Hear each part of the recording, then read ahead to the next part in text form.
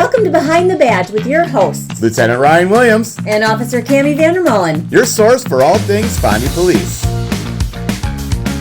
BFIZ today on a Friday. It's Behind the Badge, our weekly visit with the Fond du Lac Police Department. Lieutenant Ryan Williams and another newbie. So the third straight week that we are bringing in a new officer to the Fond du Lac Police Department. I know, it's awesome. I don't have to come up with any content. What have you done the last 3 weeks? This is just pretty easy for you to figure out radio as. Just got to come up with some sort of something. But yep, this is the third of three. Definitely not in any order or anything like that. Almost alphabetically, actually. I was wondering. So yeah, did they draw straws? Did they arm wrestle? Rock, Oh, paper, actually, no, scissors? it was not alphabetical. How did Hayden end up going first? I thought it was Monica that went first, wasn't it? No, it was It Hayden. was Hayden, I yeah. don't know. He got voluntold. Yeah. Was that how it worked? Okay. So this is Derek Weisenberger. So Derek, tell everyone about yourself. Well, obviously my name's Derek. I got hired back in January. Was just waiting to go to the academy. I was a CSO for a few months. I'm not originally from here. I'm from Tucson, Arizona. Came up here to go to college. I just graduated in May, so I went to Ripon College. So that's where the chief went. Pretty cool connection there. So he went to Ripon College like the chief. They both played football. For the same So I wonder how he got hired.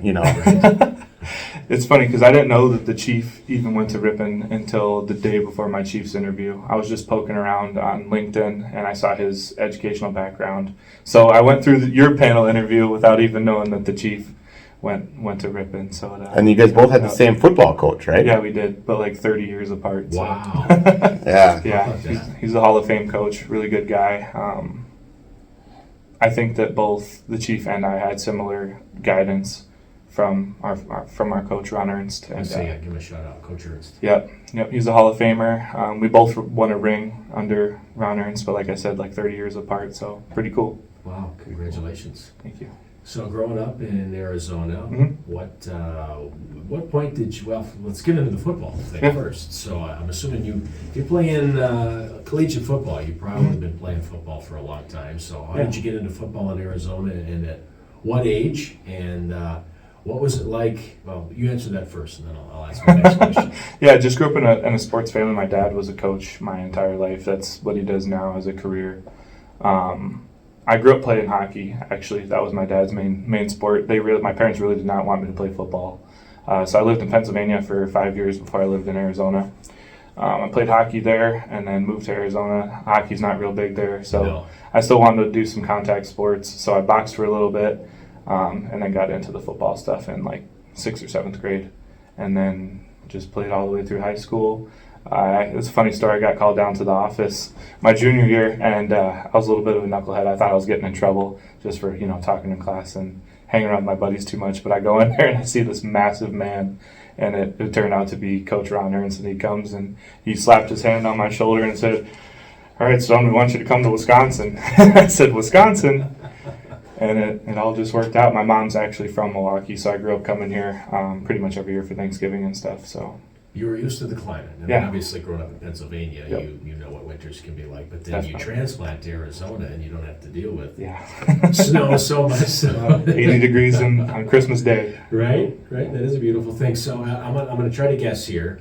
Either a guard, a defensive lineman, or linebacker. I was linebacker. Linebacker, Yep. okay.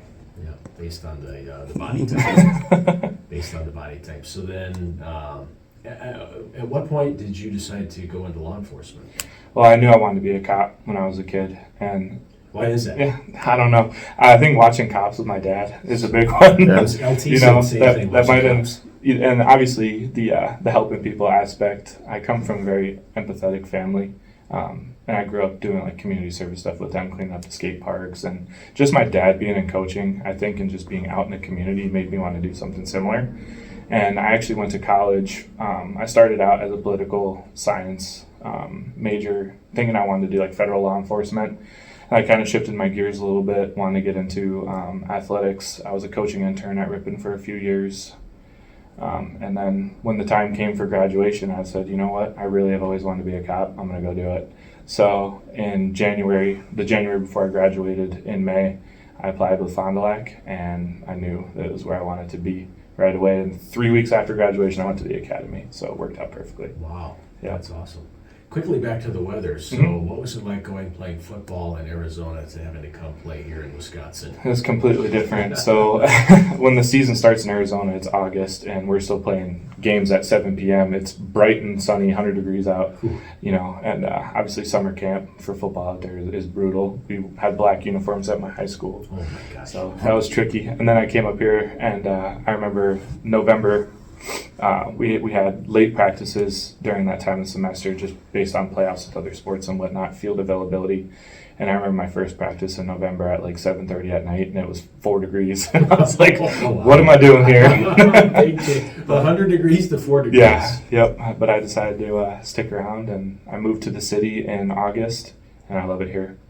I think it means a lot more when you live in the city that you police. You got skin in the game. Sure. And I really do. I like it here, So. Is it more fun to hit somebody when it's 4 degrees as opposed to 100 degrees, or is it just fun to hit somebody? It's still fun to hit somebody. I will say that in the cold it hurts more, but when you're running around in 100 degrees, you get winded a lot quicker. So I believe that. There's the two trade-offs, I guess. I believe that. So what was the academy experience like? It was really good. I treated it like a job. I know that some of my classmates there, especially the ones that hadn't gone to school, they loosened up a little bit. You could tell from their normal life, but I tried to treat it like a job. I'd punch in and make sure that I was working hard and retaining the information. I'd go home and study and make sure I had everything squared away. But it was really good. A lot of the instructors there still work the road, and they come in part-time to teach, so we're getting knowledge that is actually useful out in the field, and we're not taught by all retirees. They bring a lot into it too, but there's a big difference of how things were done in the early 90s versus 2024. But I like the academy, made some good relationships there. I won an award, so I was pretty proud of that. Lieutenant Williams told me he told me the award that he wanted us to bring home before we went to the academy. And so there's 3 awards at the academy. There's one that we haven't won, and it's actually named after Craig Burkholz. It's a leadership award, but what's been happening is there's usually some older correctional officers that have been going through the academy, so they usually always mop that up just because they have experience and stuff like that.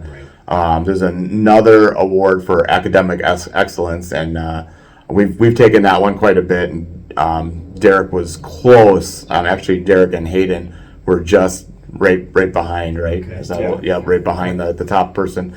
And then the one that I think is the most important is they have a backup award, which is voted on by your classmates, and it's basically who they would want to back them up the most. And for me, as a training person that really values officer safety, that I believe is the most important, and it's voted on by your peers. So it's not like you sucked up to this teacher or something like that. These are your classmates. These are the officers you work with. So to take that home, yes, definitely heart swelled, proud dad moment, work dad moment. We've had some other winners of that as well, so that's cool. We had Eric Meyer. I don't know if you remember him. He was a recipient of that. But I always give him the speech. I like to take home awards. I like to, and Fond du Lac fair is pretty good. And we got lucky. We got Derek here too, so it was great. So Derek, how did it feel to take home that award? It felt really good. I was trying not necessarily to go for the award. I knew I wasn't going to get the leadership one. The qualifications for the voting on that is a quiet leader that is somebody approaches to get guidance, and I'm more of a lead from the front, louder type of a guy. So I knew I wasn't going to get that one just based on what it was, but I just tried to help people out in the academy, and I think that doing stuff on my own time and studying the statutes, people felt comfortable coming up to me and asking me questions. I think that's I just thought it was odd that for 2 weeks after he won it, he just carried the award with him all the time. I don't know if that was normal. I put it in my plate carrier. My big Did you know?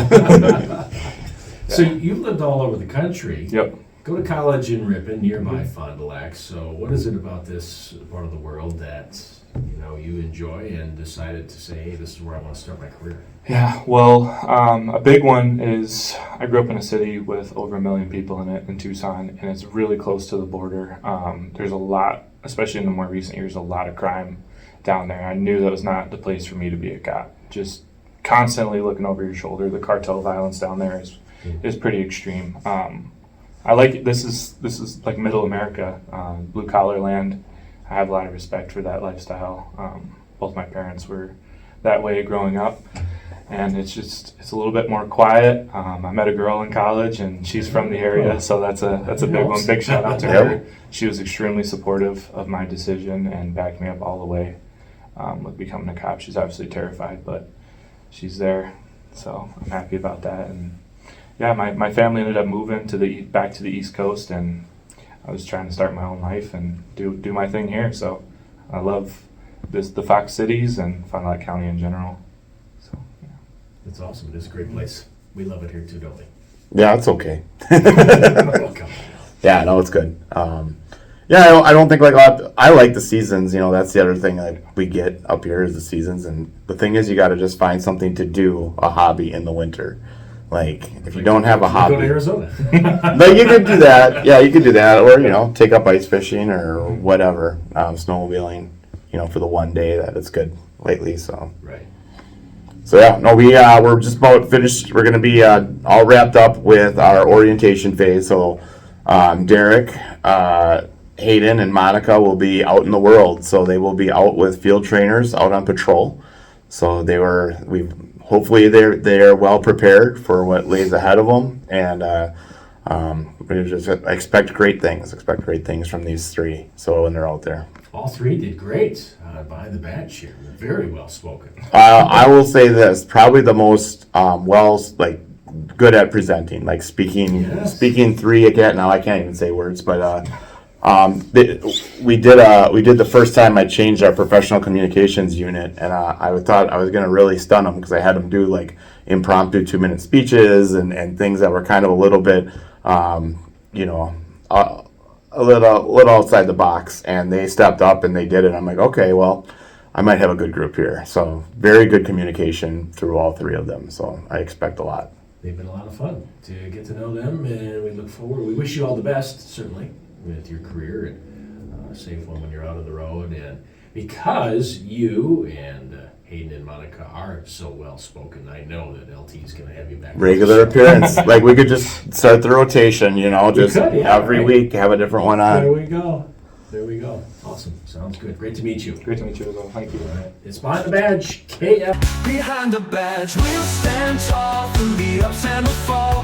From the lack, hear the call. Behind the badge, we're